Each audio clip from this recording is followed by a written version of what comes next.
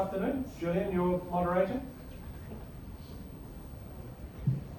And we changed gear for this afternoon, and we're moving a little bit off very Hong Kong-centric discussion into talking about tokenized asset classes, private and public markets, and the rails that are all going to make this hang together and work. So over to you, Julien, for the first panel.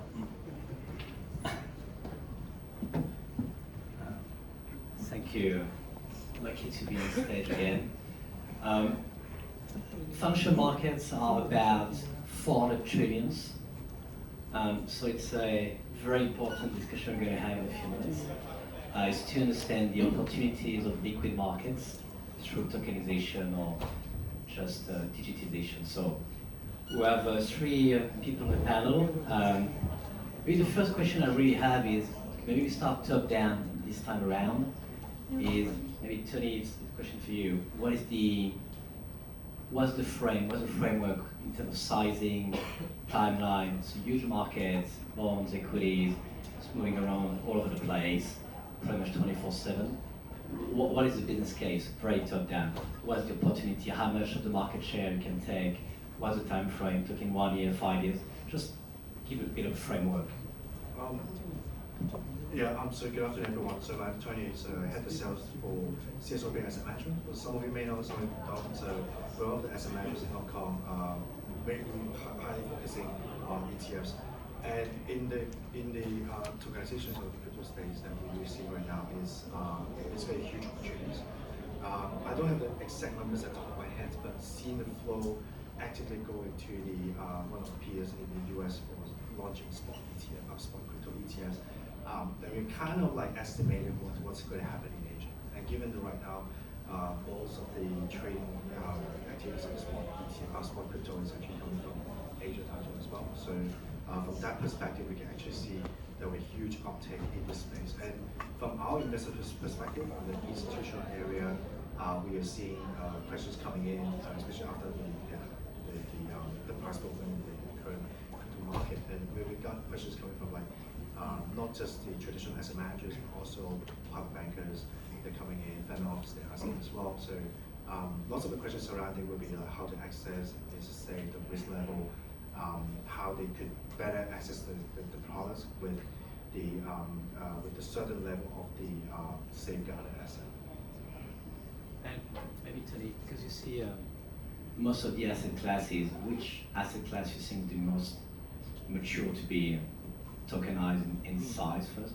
Yeah, so in terms of the tokenizations part, we are seeing that in the future time, I don't think it will take decades, but then we are seeing the mutual fund area will be probably the first one to adopt to tokenizations. It will broaden up the whole distribution landscape. So rather than traditionally additional funds through banks, different areas like wealth platforms, and maybe the robo-advisors and the internet platforms or the internet brokers.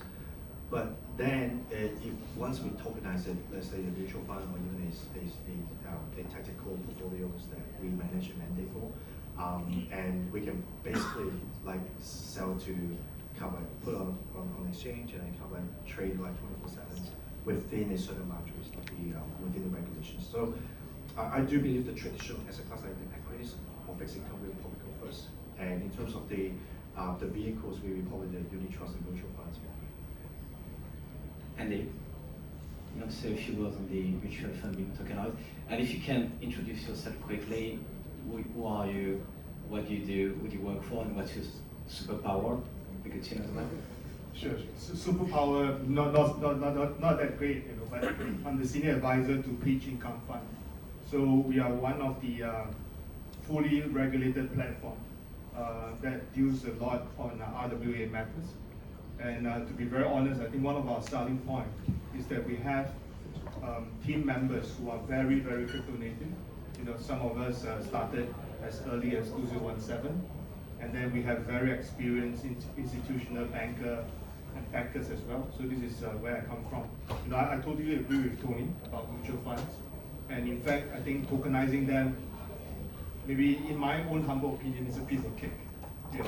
And the uptake will be really, really big.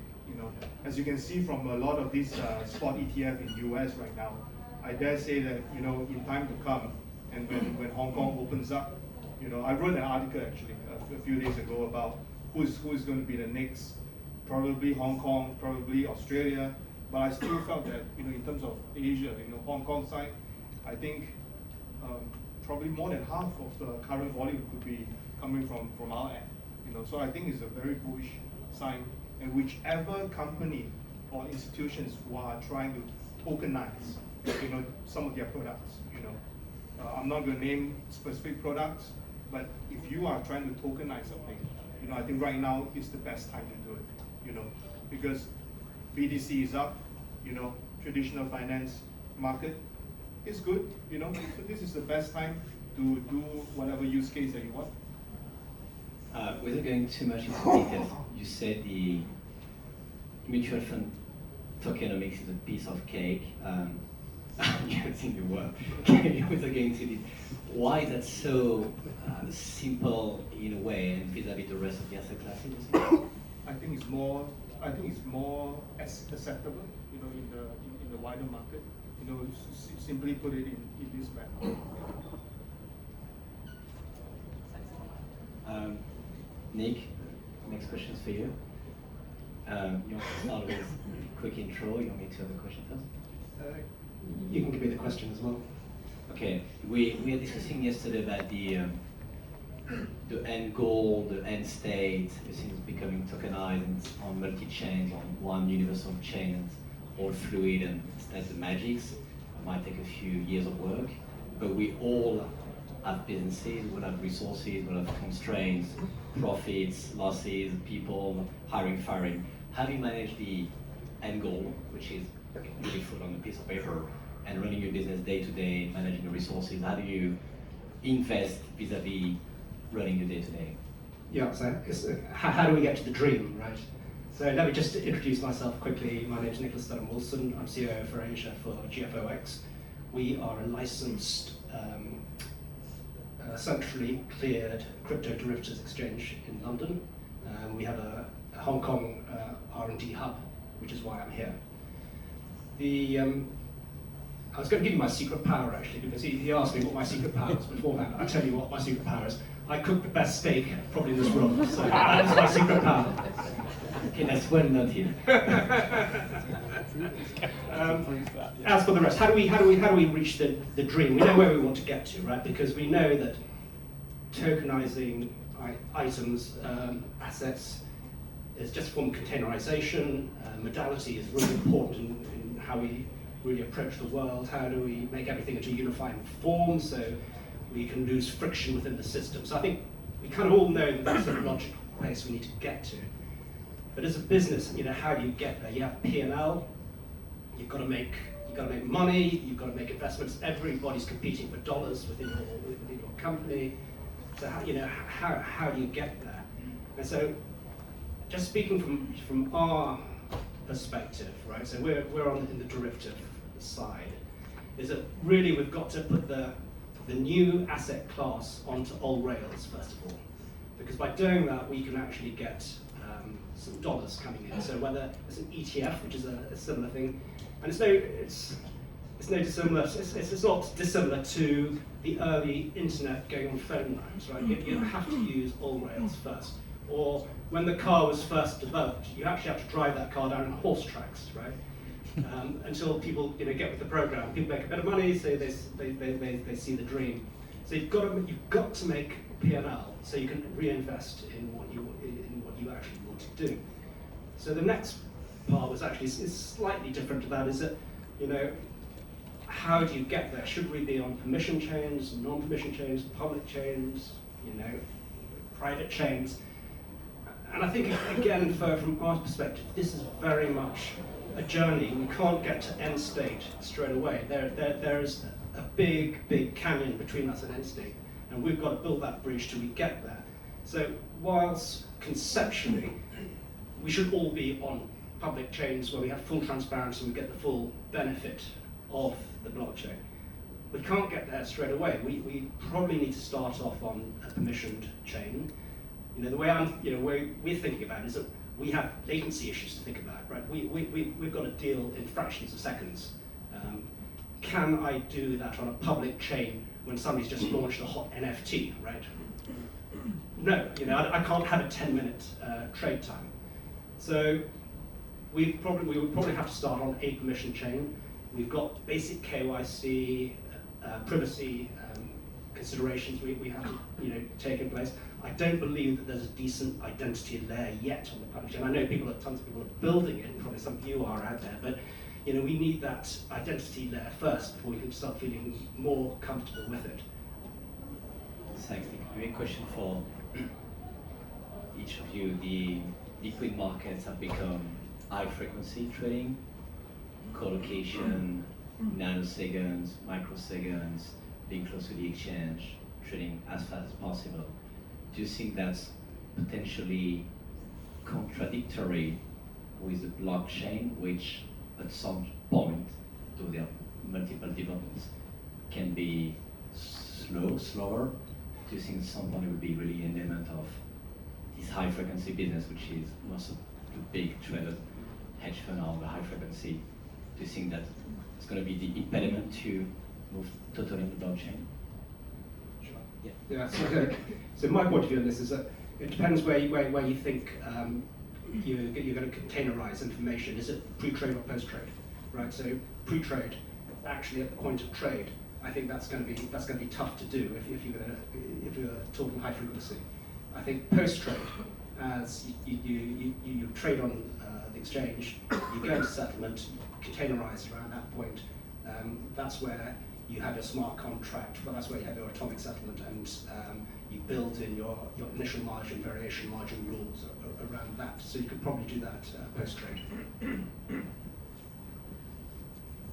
Do you want to comment on that? Yeah, so I would say that for high frequency traders coming in for all the asset class that we see, it's actually helping them on the liquidity side of things. So it is good and balance on one hand, but I don't really see that it might kind of contribute to the creations of the whole chain or the technology side of it. It's actually kind of providing natural liquidity, but at the same time you're attracting investors to come in the space as well. So that's from the investment perspective that I see.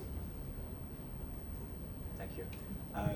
I think most of us in the room are somehow longer BTC, and the ETF in the US have helped us to create a bit of wealth, additional wealth the last few weeks.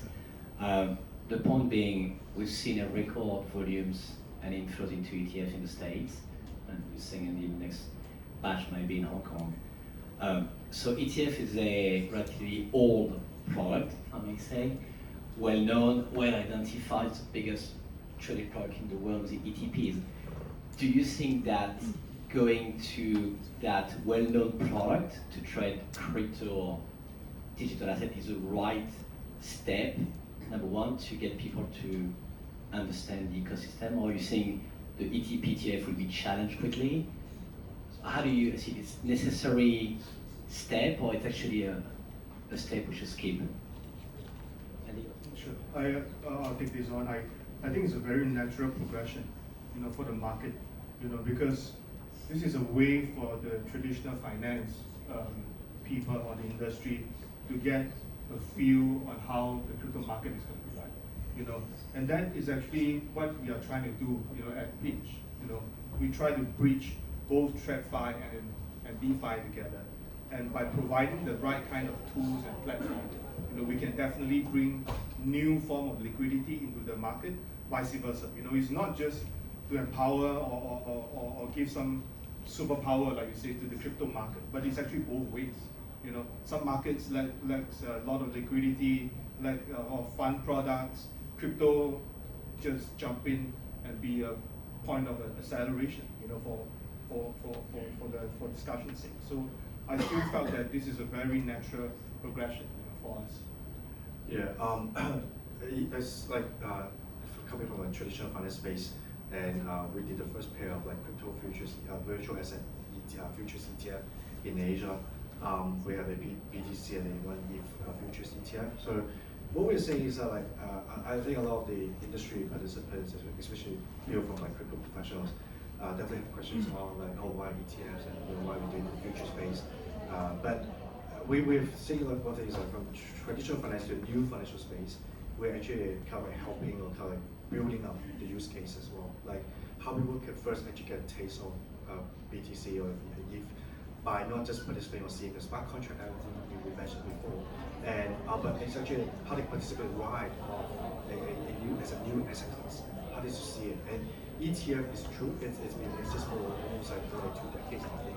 But then when we look at it, just like the wrappers. But what's underneath is important. I think it's important as well for the retail participants, for the high-level individuals who really want to get access into this space, but they don't have kind of like certain ways of getting accounts open or able to release what's in it. ETF is kind of like a first baby step that we help them to get access into this position. I think last week in one of the US conferences there was a mentioning like a high-level individuals or family officers should allocate roughly around 28% to crypto exposures. But it doesn't say like which asset class they should be accessing through to get access to it. What we see is like futures is one of the steps, but it's a margin call, so we might not be the best. But ETF naturally just help them to get positions, like by using brokers to get IBs or whatever to get trade like HSBC, then they can trade through. So it's a good, I would say it's a good gateway or good door to get access to the and especially in the context of retail participation. Yeah. Just on liquidity, because we're talking about liquid markets and all liquidity. Do you see the tokenization or digitization increasing liquidity markets, or you see there's no direct effect of that? I can take on as well. I mean, when we're looking at even a more kind of like traditional products like mutual fund space, it's only trade like on a daily basis or even open up like only on a monthly basis. By tokenizing it, it might inject new liquidity into the old asset class. And one of the things that we keep reminding our investor when they're looking at the virtual asset future space or virtual asset futures ETF space, they should be looking at like how they should be accessing a new financial asset class with a traditional way of accessing risk involved in. So by talking about the risk, we have like execution risk, custodian risk, who's holding it, what's in it, how do you look through it. By tokenizing it, like you can imagine all the fund prospectus, who's owning it, who's owning certain ways, and then even the strategies could be well documented on the chain, and which is a trustable source as well. So we do believe that the tokenizing of the old asset class will inject new liquidity into the asset. And one of the benefits people mention a lot about tokens is the fact you can collateralize it and then sort of create leverage. I know the word is a little controversial, but that's the way of security in the commons. Do you see that as a strong element of the tokenomics? You create this instrument you can move around and to buy property, to buy more asset classes? I think it really depends on what kind of asset class that we're talking about, right? So, I have friends who are in Singapore. I'm from Singapore. They have my license, like a RMO license, registered market operator license. Their first product is to promote properties, real estate and so forth and so on. But I think the problem is with the detail, right? So if you are promoting a property in London, Mayfair, for example, then the tokenizing process could be a lot easier, right? The uptake and the subscriber will be a lot faster. But maybe if you are I'm not sure about that, but anyway, maybe, but if comparatively, maybe if you are talking about maybe another location in Myanmar, where even the locals are not going to subscribe or buy the real estate, then tokenizing it is just totally useless, right? There will be no liquidity. The crypto guys like myself, we will do research as well. We will buy things that are more liquid, with a possible good upside. I still think that the asset class is one thing, but it goes down to the detail on where it is, how it is being purchased, what kind of mechanism is behind. So I still felt that it's a mix of everything. Yeah. Maybe we have two more questions and we'll be open to the room. The first question would be, do you see the traditional liquid markets and the tokenized liquid markets coexisting, or do you see one sort of killing the other? What's the state in a couple of years? One become the other one, or cohabitating? I think based on my argument previously is that we would expect them to cohabit together, but eventually, if you've got better rails, right, why wouldn't it all just transfer over? Yeah, I agree with the point as well. So probably at the beginning, it will coexist at some point, it will cannibalize. But at some point, when investors learn about it, they trust it, and they feel comfortable about it, and then they will definitely switch over to a better rail at high speed. So, Andy, maybe a question for you then on bouncing back on that. Does it mean that the exchange, Eurex, NASDAQ will again, I'm being very provocative, disappear, and the blockchain become the new exchange? Is that the new world living in? I think that they might be more 24/7.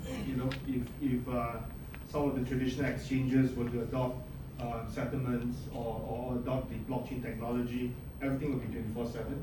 So a lot of things will be more live. A lot of things will be more immediate. I think that should be how it is. In the future. Whether it's going to be a carbon exchange, for example, or whether it's going to be just a pure stock exchange, things will be very, very fluid, liquid, and reaction time will be, a lot faster than what you see right now.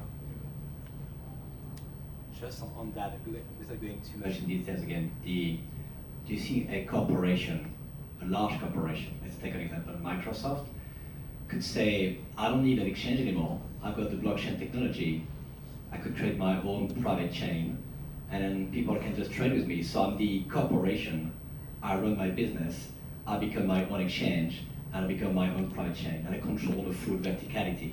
Do you think that's where we're going, Andy or Tony, or do you think that's impossible because? So we putting the regulations out of the way. I think that's possible, right? But with the regulatory body in the way, I don't think that's going to, because it's where the money is going, right? So I'm not too optimistic about that. I think it will just. I do believe it's still break into different parts. Like professionals comes in and focusing on a certain part that they're looking into. I mean, like IPO market has existed for decades, more than 100 years almost. But IPO, like you still need lawyers and bankers and all the other documentation. So I think it's the big pool of money is there, and people definitely jumps in. So yeah, not just the regulators, but everyone will just jump in.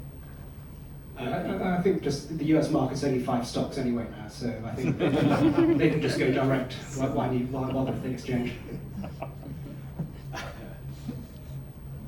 All right. Just maybe last question. Really, we talk about the blockchain. I don't know. I mean, exactly how many? I think there's 72 blockchain that sort of Liquidity. I'm sure I'm more. Andy, you correct me later. But let's say it's 50 blockchain that people tend to use right now. And you could have the private chains, the Goldman Sachs, they create their own private chain. How do you see the end state? There would be one blockchain. There'd be plenty of blockchain that can speak to each other through interoperability.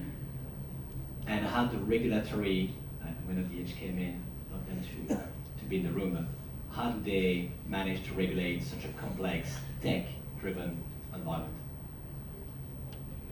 So when we're talking about the chain, I think it's kind of like the internet, where actually the most efficient is just having a really dumb infrastructure, right? You don't want the smarts within that.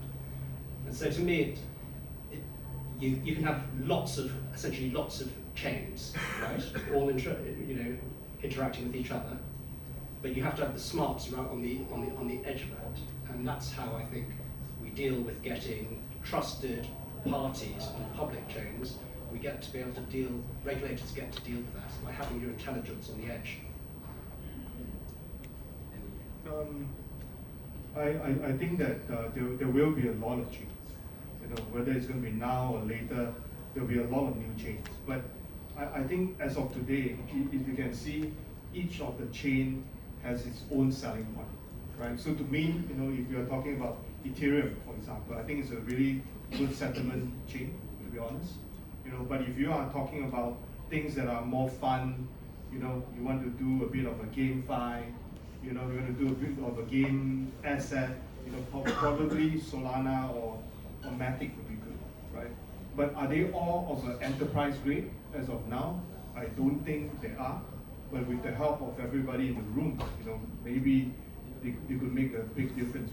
Maybe partnering with Chainlink, partnering with all the rest of these tech providers and integrators, that will then make some chain a lot stronger. But as of now, I don't see.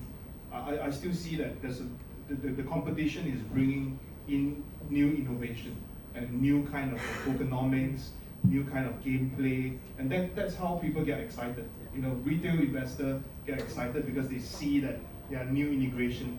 They will buy a certain token. They will think about tokenizing a certain asset class. All these are part and parcel of how we market. This whole industry. So I still think that there will be a lot of new chains every maybe a few thousand at the end. So the new chain becomes somehow more exciting than the underlying trend. They become the underlying product as well. It is always. Tony, you want to finish? I do agree on Andy's point as well. So I do see that the multiple chains will exist, even people comes and goes for some time, and new chains comes up again. It's actually helped to build the innovations and fast-paced changes in this environment as well. Right, thank you so much. I wish that we managed to tokenize at least 1% of the 400 trillions to the print market next year when they come again to our conference. Thank you so much, Andy, Nick, and Tony. Thank you.